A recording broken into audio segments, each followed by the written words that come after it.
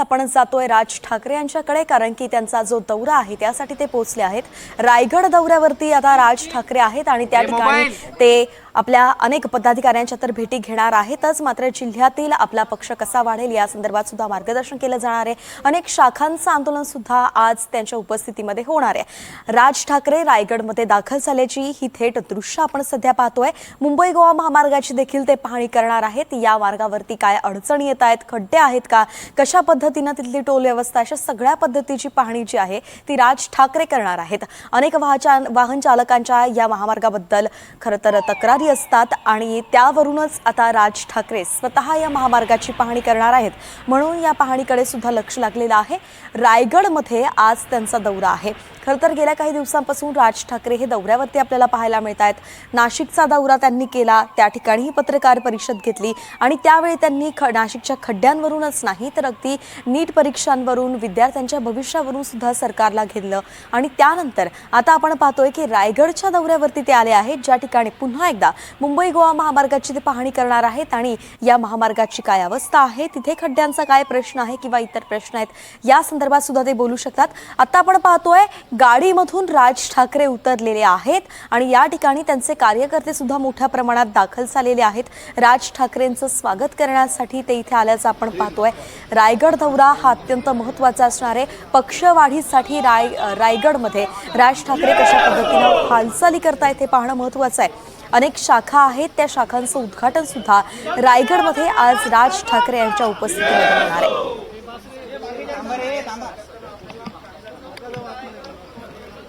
घोषणाबाजी आपण पाहतोय, कार्यकर्त्यांमध्ये एक उत्साह पाहायला मिळतोय आपल्या नेत्याला त्या ठिकाणी पाहून आणि अशा पद्धतीनं रस्त्यावरती उतरून अगदी ठिकाणी जमिनीवरती जाऊन खरं तर राज ठाकरे हे दौरे करताना पाहायला मिळत आहेत। या संदर्भात संदीप देशपांडे यांनी ही प्रतिक्रिया दिलेली आहे, पाहूयात त्यांनी काय सांगितलंय दौऱ्यासंदर्भात। मुंबई गोवा हायवेचा record Guinness book of world रेकॉर्डमध्ये झालेलं आहे की 17 वर्ष एक रस्ता बनू शकत नाही।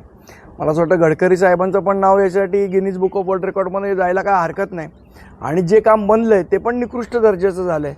त्यामुळे मला असं वाटतं याची पाहणी करायला आज सन्मान्य राजसाहेब येत आहेत आणि त्यामुळे कदाचित प्रशासनाला जाग येईल। मला असं वाटतं तटकरे असतील नाही तर गोगवले असतील, हे रायगड जिल्ह्याला लागलेलं ग्रहण आहे असं म्हटलं तर हरकत चुकीचं ठरणार नाही। तर एकंदरीतच अनेक वर्ष एक महामार्ग होण्यासाठी लागतात कसे असा प्रश्न त्यांचा आहे आणि त्यातच जेवढं काम झालेलं आहे तिथे सुद्धा खड्डे वगैरे निकृष्ट दर्जाचं आहे।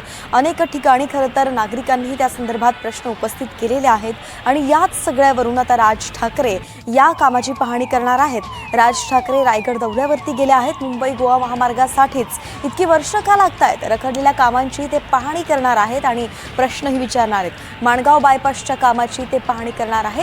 गेली 17 वर्ष होत आलेली आहे हे जे महामार्गाचं काम आहे ते अजूनही पूर्ण होत नाही आहे, किती सरकार येऊन गेलेली आहेत मात्र तरी सुद्धा काम का होत नाही आहे, एक महामार्ग पूर्ण होण्यासाठी इतका विलंब कसा लागतो, अशा पद्धतीचे अनेक प्रश्न आहेत आणि हे प्रश्न त्यांनी उपस्थित केलेले आहेत आपल्या अनेक भाषणांच्या संदर्भात किंवा पत्रकार परिषदांमध्ये आणि त्याचनुसार आता स्वतः त्या ॲक्शन मोडवरती येत त्या रस्त्यावरती जात आहेत, त्या महामार्गावरती जात आहेत आणि त्याची पाहणी करणार आहेत। राज ठाकरे यांना त्यांच्या आक्रमक शैलीसाठी ओळखलं जात असतं। सामाजिक प्रश्न असतील, लोकांचे प्रश्न असतील, त्या संदर्भात ते आवर्जून बोलत असतात आणि लोकही आपल्या समस्या त्यांच्याकडे घेऊन जात असतात, कारण की वाचा राज ठाकरे त्यांना फोडत असतात। त्यामुळे आता जो हा महामार्ग आहे त्याचा मुद्दा राज ठाकरे यांनी घेतलेला आहे, उचलून धरलेला आहे आणि म्हणून त्यांच्या पाहणीनंतर नेमकं ते काय बोलतायत, पत्रकार परिषद घेताय का, माध्यमांच्या माध्यमातून सरकारला काही प्रश्न विचारतायत का, हे पाहावं लागेल। आपले प्रतिनिधी ऋतिक गणकवार आपल्यासोबत जोडले गेले आहेत। ऋतिक, या पाहणी दौऱ्यासंदर्भात सविस्तर माहिती।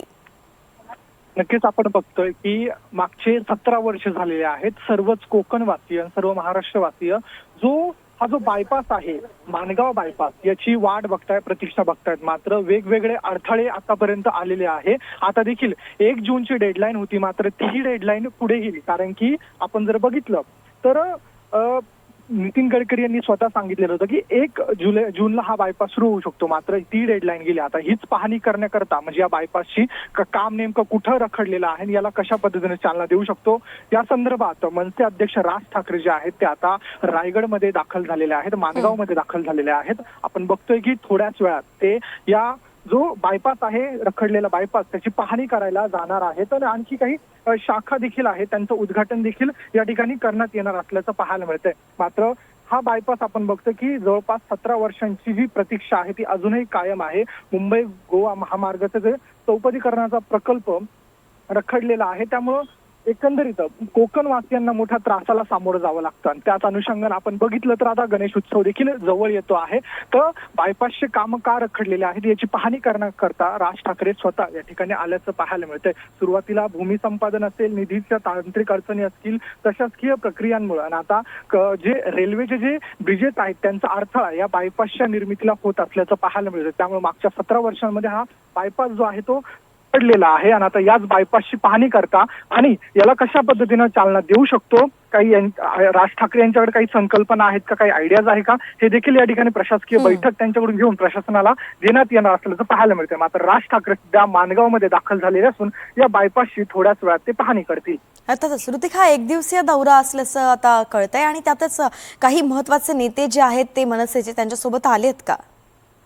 नक्कीच आपण बघतोय की मुंबईचे शहर अध्यक्ष संदीप देशपांडे या ठिकाणच्या परिसरात रायगड जिल्ह्यातले काही स्थानिक नेते जे आहेत ते राज ठाकरे यांच्यासोबत या दौऱ्यामध्ये असणार आहेत. सुरुवातीला बायपासची पाहणी केली जाईल, त्याच्यानंतर बैठकीचं आयोजन करण्यात आलेलं आहे, ती बैठक केली जाईल आणि रायगडमध्येच दक्षिण मध्यवर्ती मुख्य कार्यालयाचं उद्घाटन जे आहे म्हणजेच रायगड हे शाखा जी आहे तिचं उद्घाटन जे आहे ते राज ठाकरे यांच्या हस्ते होणार आहे. हे झाल्यानंतर पुढे पेनमध्ये आणखी एक शाखा आहे तिथे त्यांचं उद्घाटन, त्या शाखेचं उद्घाटन होणार आहे आणि आपण बघतोय असा जो राज ठाकरे यांचा दौरा असल्याचं आपल्याला पाहायला मिळतंय.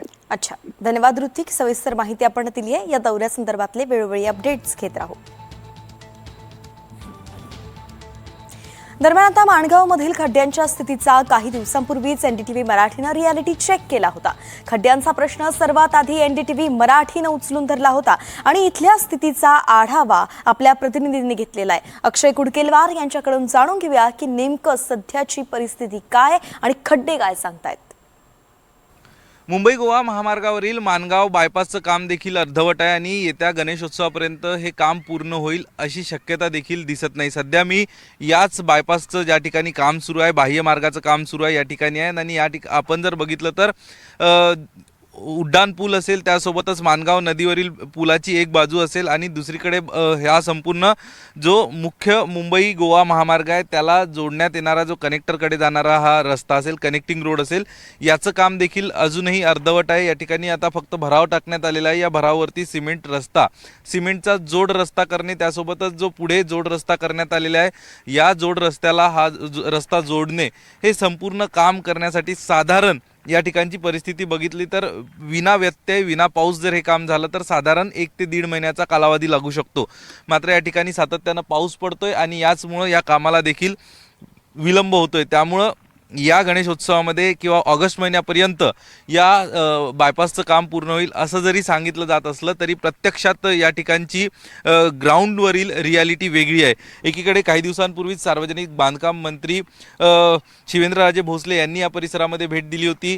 या सगळ्या प्रकल्पाची माहिती आपण ज्यांना देशातील हायवेचे जनक म्हणतो, हायवे मॅन अशी ओळख असणारे नितीन गडकरी यांच्या माध्यमातून सातत्यानं घेतली जाते. मात्र याचा काहीही उपयोग होत नाही, कारण ही परिस्थिती बघतोय आपण एक साधारण 450 किलोमीटर लांबीचा पनवेल ते झराबपर्यंत याची जी हा जो महामार्ग आहे मुंबई गोवा महामार्ग, हा पनवेल ते गोव्यापर्यंत 449 किलोमीटर लांबीचा महामार्ग बनवण्यासाठी साधारण या संपूर्ण प्रशासनाला 18 वर्षाचा कालावधी लागतो आणि 18 वर्षानंतरही हे काम पूर्ण झालेलं नाही. वेगवेगळ्या राजकीय पक्षांचा हस्तक्षेप, राजकीय स्थानिक लोकप्रतिनिधींचा हस्तक्षेप असल्याचा आरोप वरिष्ठ नेत्यांच्या माध्यमातून केला जातोय, स्थानिकांच्या माध्यमातून केला जातो. मात्र